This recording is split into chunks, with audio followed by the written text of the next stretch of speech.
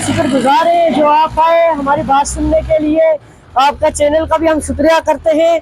और जो आप जैसे देख रहे हैं, जो कल पहलगाम में हुआ है, जो अटैक किया गया है, इसको हम कंडेम करते हैं। हम पूरी जो सोसाइटी की तरफ से, पूरी कम्युनिटी की तरफ से, लोगों की तरफ से।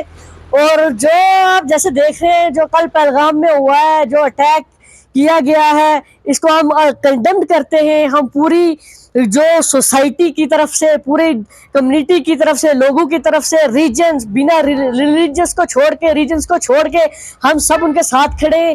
लेकिन ऐसा नहीं होना चाहिए था। जो हमारे टूरिज्म पे अटैक हुआ है, वो अटैक उन पे नहीं हुआ है, ये लोगों के दिलों पे हुआ है। हर लोग बेरोजगार की रोजगार पे हुआ है, क्योंकि वहाँ एक नौजवान जो कभी दिहाड़ी लगाता था, वो वहाँ से पैसा हासिल करता था। देखो उसकी इकोनॉमिक में भी जो है वो बहुत खलल पड़ी है, क्योंकि उनको, आपको पता है कि वो लोग वहां से कमाते थे, अपना मतलब रोजगार अपनी चलाते थे।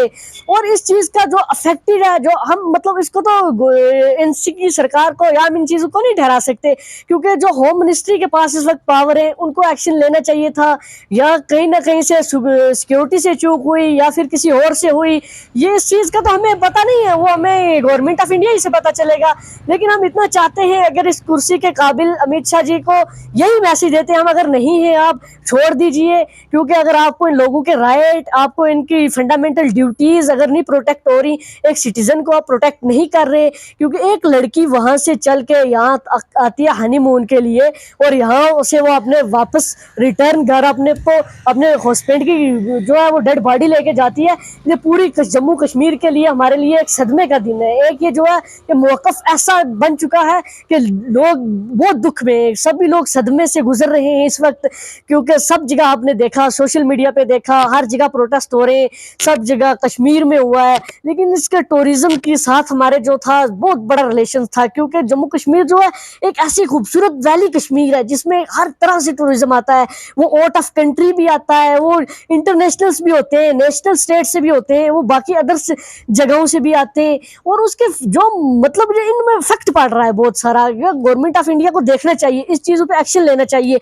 और जो भी इंसानी सिफत दरिंदे थे जिन्होंने ये काम किया है, उनके खिलाफ कड़ी से कड़ी कार्रवाई होनी चाहिए, उनके खिलाफ जो है जुडिशियल इंक्वायरी होनी चाहिए। और हम यही फिर से कहते हैं कि इन चीजों को मद्देनजर रखते हुए, क्योंकि अवाम में सुर ने और अवाम में लसाना ने और पूरी Muslim community, Hindu community, Sikh community, हम सब एक भाई हैं। हमारा ये भाईचारा है। मैं अपील करूंगा सबसे कि ये अपना भाईचारा जो है ये बनाए रखे। किसी की बातों, किसी को उलझन में आके ऐसी कोई बात ना हो कि हम सब मतलब इक्वल टू इक्वल रहे सभी, क्योंकि हमारे फंडामेंटल राइट्स और ड्यूटी में इजाजत नहीं देता। तो लेकिन हम अमित शाह जी से ये कहेंगे, 11 साल हो चुके हैं आपकी सरकार को, जम्मू कश्मीर में LG राज चल रहा है, और बाकी जो देखिए बीजेपी के कारनामे चल रहे हैं। 60 ईयर्स जो 60 केस ऐसे हो चुके हैं 11 साल में, जो इंसिडेंट हुए ऐसे अटैक्स के। मैं ये पूछता हूँ अमित शाह जी से, होम मिनिस्टर से ये पूछता हूँ मैं कि आपको इन चीजों की खबर नहीं होती? आप कर क्या रहे हैं? आपकी गवर्नमेंट क्या कर रही है? आपको इन चीजों पे कड़ी से कड़ी कार्रवाई करनी चाहिए, एक्शन होना चाहिए इस चीज पे। अगर नहीं कर सकते, आपको अपनी कुर्सी से रिजाइन दे देना चाहिए, आपको इस्तीफा दे देना चाहिए, क्योंकि आप अगर इस कुर्सी के काबिल नहीं, लोगों को प्रोटेक्ट नहीं कर सकते, आपको कोई हक नहीं इस कुर्सी पे बैठने का। मैंने ये खबर सुनी, बल्कि पूरी दुनिया ने सुनी है, तो हमें बहुत बड़ा सदमा हुआ है।